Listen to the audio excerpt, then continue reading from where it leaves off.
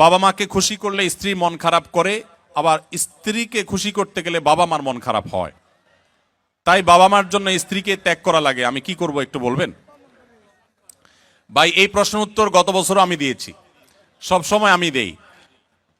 আপনাদেরকে যারা এখানে বিবাহিত আছেন, বিদেশে আছেন, আপনারা যে কি পরিমাণ প্যারায় আছেন এটা দেশের অন্য কোনো মানুষ না বুঝলেও আমি খুব ভালো করে বুঝি। আমাদের আজহারি ভাই খুব ভালো করে বুঝবেন, কারণ আমরা দুজনই, উনি এখনো প্রবাসে আছেন আর আমি 10 বছর সৌদি আরবে প্রবাস জীবন কাটিয়ে আসছি। ভাইরা আমার, এর উত্তর খুবই সহজে আমি দিচ্ছি। মনে রাখবেন, যারা প্রবাসে আছেন অথবা দেশেই আছেন, বিয়ে করার পরে দেখা যায় বউরে খুশি করতে গেলে মা নাখোশ, আবার মারে খুশি করতে গেলে বউ নাখোশ। আপনাদের এই পরিস্থিতি থেকে বের হওয়ার জন্য কিছুটা ডিপ্লোম্যাটিক আচরণ করতে হবে, কূটনৈতিক আচরণ করতে হবে। যারা বিভিন্ন দেশে ডিপ্লোম্যাট হিসেবে থাকেন তাদের দেখবেন কথাবার্তার ভিতরে প্রচুর ফাঁক ফোকর থাকে, তারা হাতে রেখে কথা বলে।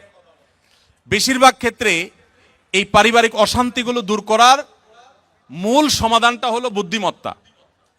এর ভিতরে প্রথম যে কাজটা আপনাকে করতে হবে তা হলো, এই ডিপ্লোম্যাটিক আচরণেরও আগে যে কাজটি করতে হবে তা হলো, বেশি শেয়ানামি না করে, বেশি চালাকি না করে একটু বোকাশোকা থাকার চেষ্টা করবেন।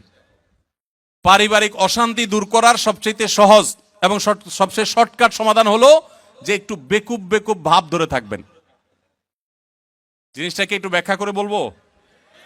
আচ্ছা, ধরেন আপনার স্ত্রী এসে আপনার মার নামে এক গাদা বদনামি করছে, তোমার মা এটা বলছে, তোমার মা ওইটা বলছে, উনি কি এটা বলতে পারে, একটা বুড়া মানুষ কিভাবে এই কথা বললো, তোমার ভাই এটা বলছে, তোমার বোনও এটা করছে, দুনিয়ার বিচার দিল বউয়ে। তখন আপনি একজন সভ্য স্বামীর মতো, ভদ্র স্বামীর মতো মনোযোগ দিয়ে সব কথা শুনবেন। অনেক স্বামী আছে বেকুবের মতো বউয়ের কথা শুনে না, বলে বুঝছি তুমি কি বলবা, হয়েছে থামো। না, খবরদার, ফুল কথা বলতে দিবেন। তার যত জেদ আছে সব ঝাড়তে দিবেন, 2-4-5 মিনিট যা লাগে। বলে সে যখন হাঁপায় উঠবে, বলবে যখন, কি ব্যাপার তুমি কিছু বলো না কেন। এবার আপনি তখন ফ্লোর নিয়ে এবার আপনি তাকে বলবেন যে দেখো, তুমি যা বলছো আমি তো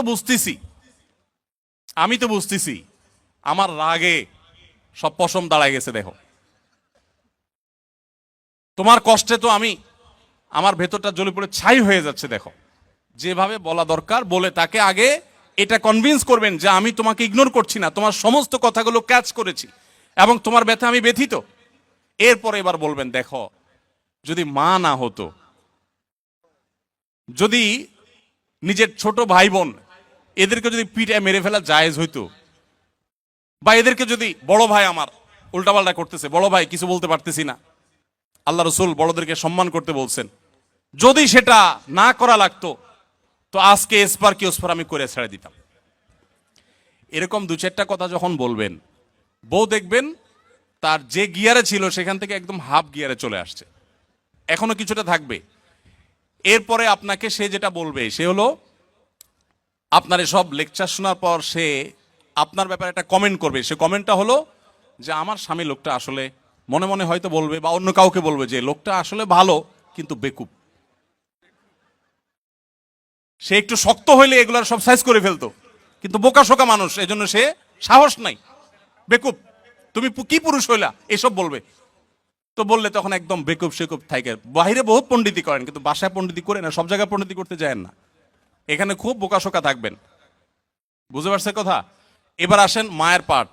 মা যদি আইসা বলে, এই শুনে দিকে তোর সাথে কথা আছে, বলবেন মা কি বলবা বলো। এবার মাকে যদি বলেন যে বাবা তোর বউ এই এই বলছে, এই এই করছে, সে কি এটা করতে পারে, কত বড় সাহস, তোর গলায় দড়ি দিয়ে মরা উচিত। মা যদি এসব কথা বলে, মাকে একইভাবে বলবেন, মা আল্লাহ নবী সাল্লাল্লাহু আলাইহি সাল্লাম কোনোদিন স্ত্রীদের গায়ে হাত তোলেন নাই। ইসলামে যদি বউ পিটানোর নির্দেশ থাকতো তো আজকে ঠ্যাং উপর দিক বাইন্দে আমি পিটাইতাম। আমার হাতটা শুধু বাইন্দে রাখছে ইসলাম। আল্লাহ রসুল কোনোদিন স্ত্রীদের গায়ে হাত তোলেন নাই। না হলে মা এত বড় সাহস, এরকম কথা সে বলতে পারে।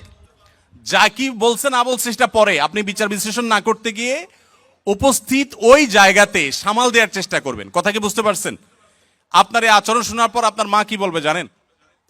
মাও ঠিক ওই বউয়ের মতোই বলবে, আমার ছেলেটা আসলেই মানুষ ভালো, সমস্যা হলো আমার পোলাটা না বোকা, একদম বেকুব, এই জন্য সেই তো বইয়ের কাছেও বেকুব থাকলে মায়ের কাছেও, কিন্তু আপনাকে কেউ দোষী সাব্যস্ত করবে না। আর যদি পণ্ডিতি করে বউরে বলতে চান, ঠিক আছে আমি দেখতেছি, থামো তুমি, মা কিভাবে এসব কথা বলে, এরপর যাবার মা কই আসো তুমি, এদিকে আসো, এবার বসে মার সাথে আলাপ শুরু করল, ওখানে বাঁধবে একটা ইউক্রেন রাশিয়া যুদ্ধ, বিশাল কাণ্ড হয়ে যাবে।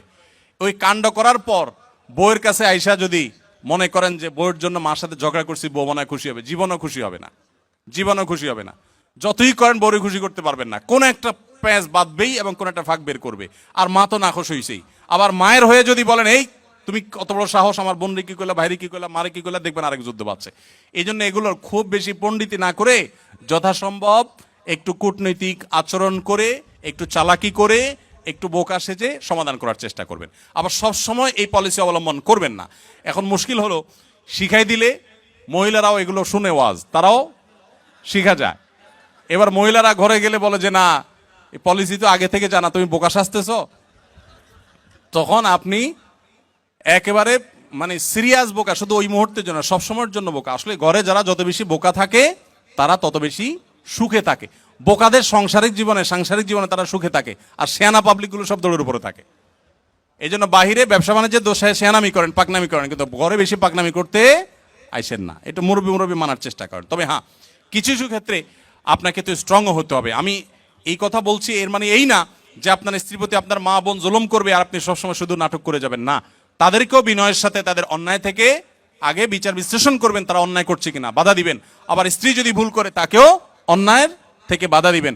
প্রয়োজনে আপনি ইসলামী শরিয়ার নীতিমালা আলোকে শাসনও করবেন, কিন্তু মূল পলিসি হবে ওই যে বেকুব বেকুব ভান বা বেকুব বেকুব আপনার নিজেকে হিসাবে উপস্থাপন করার চেষ্টা করবেন। এটা অনেক সহজ একটা উপায়।